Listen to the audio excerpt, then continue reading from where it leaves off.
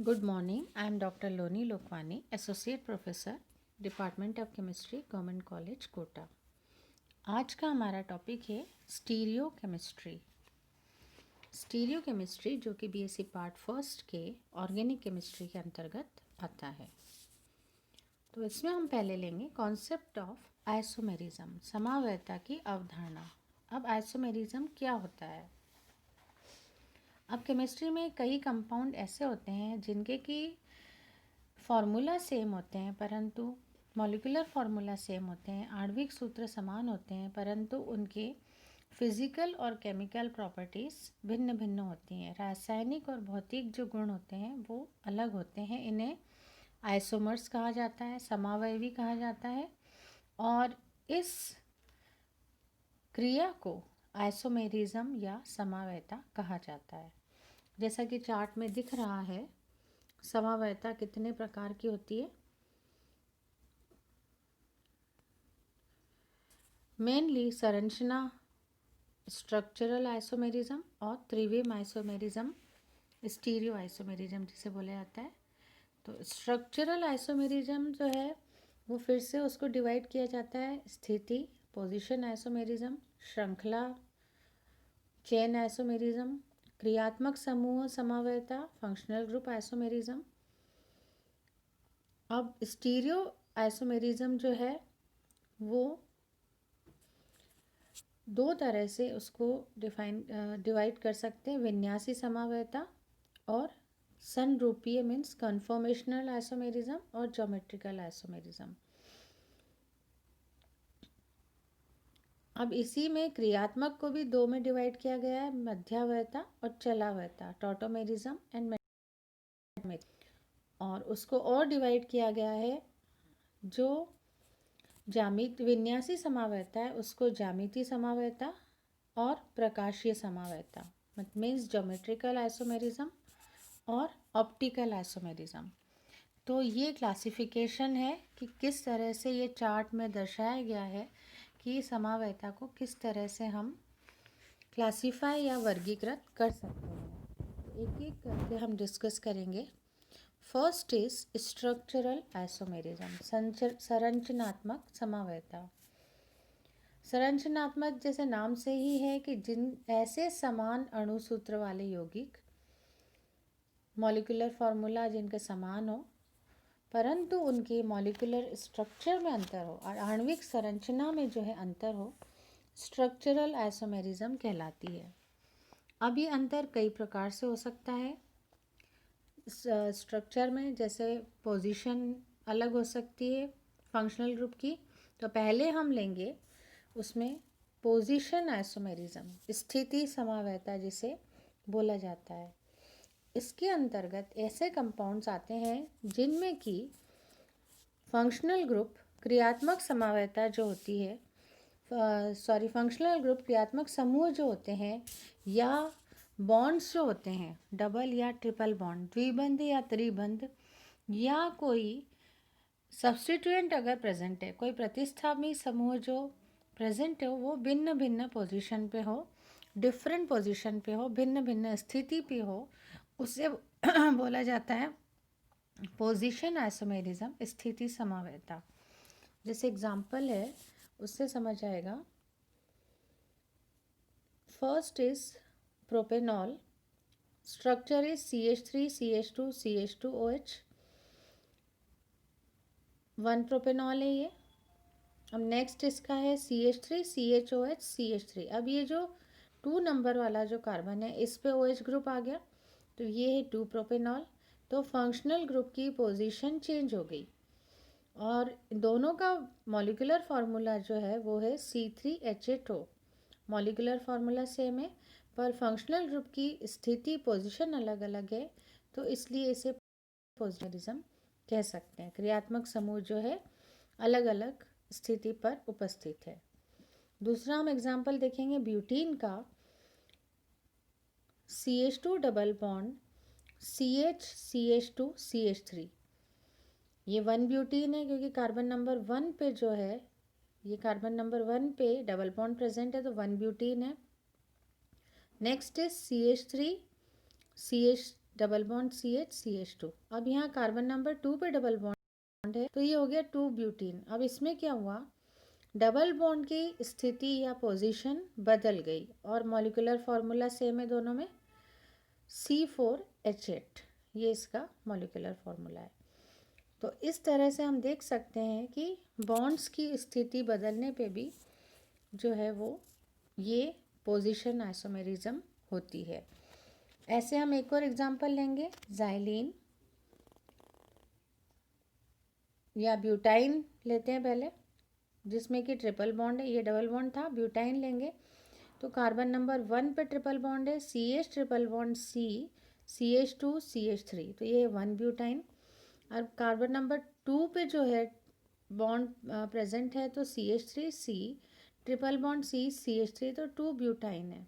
Molecular formula is C4H6। दोनों का same है पर स्ट्रक्चरल फार्मूला डिफरेंट हो गया, बॉन्ड्स की पोजीशन बदल गई। एक और एग्जांपल लेते हैं तो आपको अच्छे से समझ आएगा, ज़ाइलीन। अब यहाँ पे जो है सब्स्टिट्यूएंट जो है, प्रतिस्थापी समूह जो बेंजीन पे CH3 है उसकी पोजीशन बदल जाती है। जैसे ऑर्थो पोजीशन पे है तो ऑर्थोज़ाइलीन कहलाएगा, CH3 1 2 पोजीशन ऑर्थो पोजीशन है। यही अगर 1 3 पोजीशन हो गई तो 2 से 3 पे आ गया मैथिल ग्रुप तो मेटाज़ाइलीन हो गया। और 1 4 पोजीशन जो है CH3 1 और 4 पे आ गया तो पैराज़ाइलीन हो गया। अब इनका मॉलिक्यूलर फार्मूला होता है C8H10। तो इस तरह से यदि फंक्शनल ग्रुप्स, बॉन्ड्स और सब्स्टिट्यूएंट इनकी पोजीशन बदल जाती है, स्थिति बदल जाती है, तो स्ट्रक्चरल फार्मूला डिफरेंट हो जाते हैं और मॉलिक्यूलर फार्मूला इनके सेम रहते हैं, तो वो कहलाती है स्थिति समवायता या पोजीशन आइसोमेरिज्म। अब नेक्स्ट है श्रृंखला समवायता। श्रृंखला मीन्स चेन, जैसे नेम से पता चल रहा है, चेन आइसोमेरिज्म।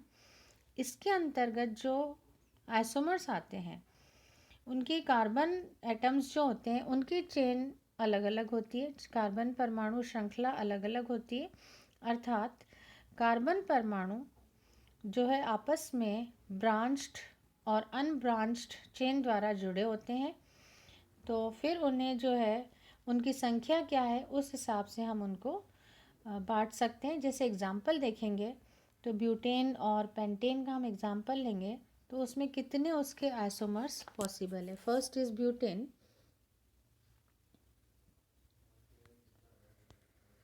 तो ब्यूटेन में ये जो फर्स्ट है CH3 CH2 CH2 CH3, ये नॉर्मल ब्यूटेन है, ये अनब्रांच्ड है। दूसरा हम लेंगे CH3 CH CH3 CH2। अब कार्बन नंबर 2 पे CH3 आ गया तो ये हो जाएगा आइसोब्यूटेन, या फिर इसको बोल सकते हैं 2 मैथिल, क्योंकि 2 नंबर पे जो है CH3 है तो 2 मैथिल, और 3 कार्बन है तो मैथिल प्रोपेन ग्रुप है तो 2 मैथिल प्रोपेन। तो अब यहाँ पे श्रृंखला बदल गई, चेन बदल गई, एक तो ब्रांच्ड हो गई, दूसरी हो गई अनब्रांच्ड। तो ये वाली तो ब्रांच्ड है शाखित और दूसरी है अनब्रांच अशाखित। तो इस तरह से मॉलिक्यूलर फार्मूला दोनों का सेम है C4H10, पर ब्रांचिंग बदल गई, श्रृंखला बदल गई तो उसे बोला जाता है श्रृंखला समवायता। अब नेक्स्ट एग्जांपल हम देखेंगे पेंटेन। पेंटेन में क्या होगा, C5H12 इसका मॉलिक्यूलर फार्मूला है। अगर हम लॉन्गर चेन लेंगे तो CH3 CH2 CH2 CH2 CH3, 5 carbon है तो ये नॉर्मल पेंटेन है। पर अगर CH3 CH CH2 CH3 और नंबर 2 कार्बन पे CH3 है तो वो कहलाएगा आइसोपेंटेन, या उसका नाम हो सकता है 2 मैथिल ब्यूटेन। लॉन्गर चेन जो है 4 कार्बन की है तो ब्यूटेन हो गया, तो 2 मैथिल ब्यूटेन जो है ये एक ब्रांच्ड आइसोमर है, एक शाखित आइसोमर है, और नॉर्मल पेंटेन जो है अनब्रांच्ड आइसोमर है। तो ये इस तरह से हम देखते हैं कि ये श्रृंखला समवायता के एग्जाम्पल्स हैं। ऐसे ही हम दूसरा देख सकते हैं इसी में ही पेंटेन में, अगर कार्बन एटम के चारों तरफ मेथिल ग्रुप है तो वो कहलाता है नियोपेंटेन। अब यहाँ पे ब्रांचिंग और बढ़ गई, एक सेकेंड नंबर कार्बन पे जो है मेथिल ग्रुप है इसलिए डायमेथिल हो जाएगा, 2 डायमेथिल प्रोपेन, क्योंकि बीच में लॉन्गर चेन 3 कार्बन की है तो वो प्रोपेन हो जाएगा। तो पेंटेन के इस तरह से 3 आइसोमर्स जो है पॉसिबल है और तीनों में चेन जो है डिफरेंट है, शाखित अलग अलग हैं। इस तरह से हम देख सकते हैं, ये एग्जाम्पल्स हैं श्रृंखला समवायता के। नेक्स्ट इज क्रियात्मक समूह समवायता, फंक्शनल ग्रुप आइसोमेरिज्म। अब फंक्शनल ग्रुप आइसोमेरिज्म के अंतर्गत जो है इस तरह से आइसोमर्स आते हैं जिसमें कि फंक्शनल ग्रुप बदल जाता है, क्रियात्मक समूह भिन्न भिन्न होता है, मॉलिक्यूलर फॉर्मूला सेम रहता है, समान रहता है अणुसूत्र, परंतु क्रियात्मक समूह या फंक्शनल ग्रुप जो है डिफरेंट हो जाता है, भिन्न भिन्न हो जाता है और इनके फिजिकल और केमिकल प्रॉपर्टीज़ भी पूरी तरह से बदल जाती हैं क्योंकि फंक्शनल ग्रुप ही चेंज हो गया है। जैसे एग्जांपल हम देखते हैं अल्कोहल और ईथर, ये दोनों जो है फंक्शनल ग्रुप के समावयी हैं, फंक्शनल ग्रुप आइसोमर्स हैं, परंतु दोनों के प्रॉपर्टीज बिल्कुल क्रियाशील होता है, जबकि ईथर जो है वो निष्क्रिय होता है, रिएक्टिव होता है अल्कोहल, और ईथर जो है इनएक्टिव होता है। ऐसे बॉइलिंग पॉइंट्स भी अगर देखेंगे तो अल्कोहल्स के बॉइलिंग पॉइंट जो है बहुत हाई होते हैं और ईथर का बॉइलिंग पॉइंट जो है बहुत कम होता है क्योंकि ये वोलेटाइल होता है, वाष्पशील होता है।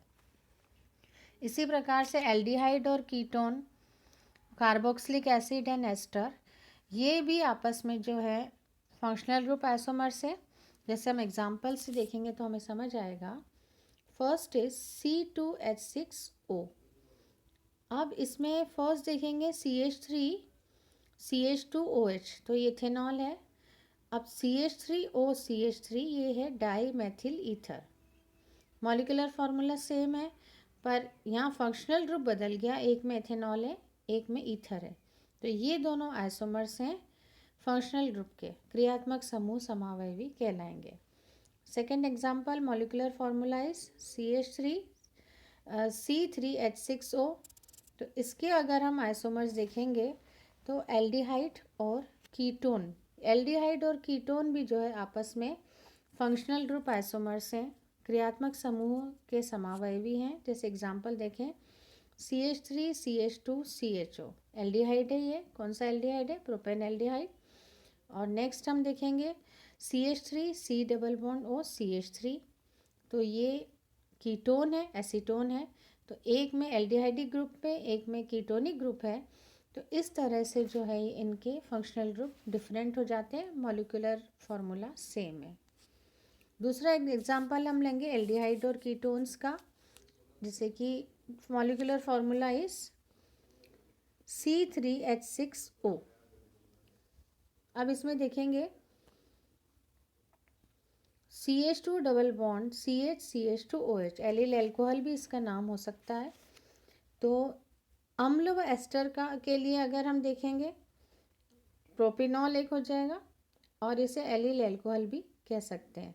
जैसे अम्ल व एस्टर है, ये C3H6O2 है, तो इसमें एक है CH3CH2COOH प्रोपिनिक एसिड और दूसरा है CH3COOCH3 मैथिल एसीटेट, तो इसमें एक तो एस्टर ग्रुप हो गया, एक एसिड ग्रुप हो गया।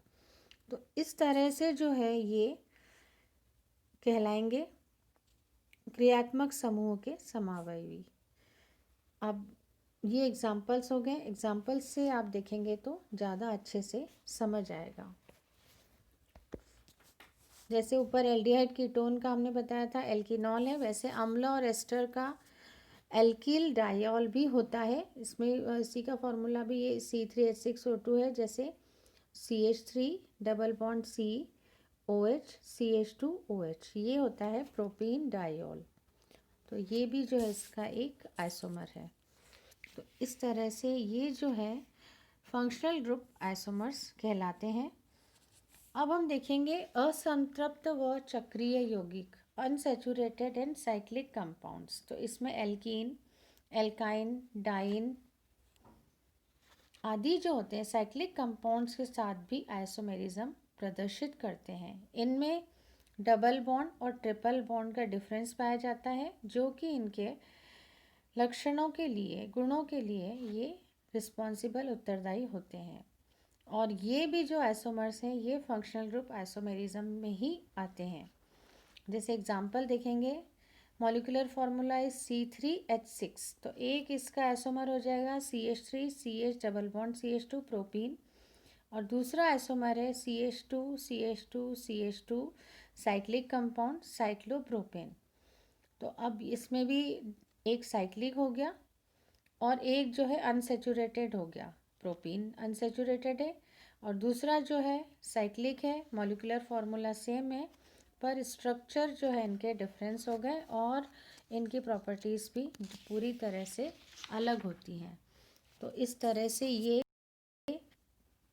जो आइसोमेरिज्म है उनके हमने आज क्लासिफिकेशन कंप्लीट किया। Thank you.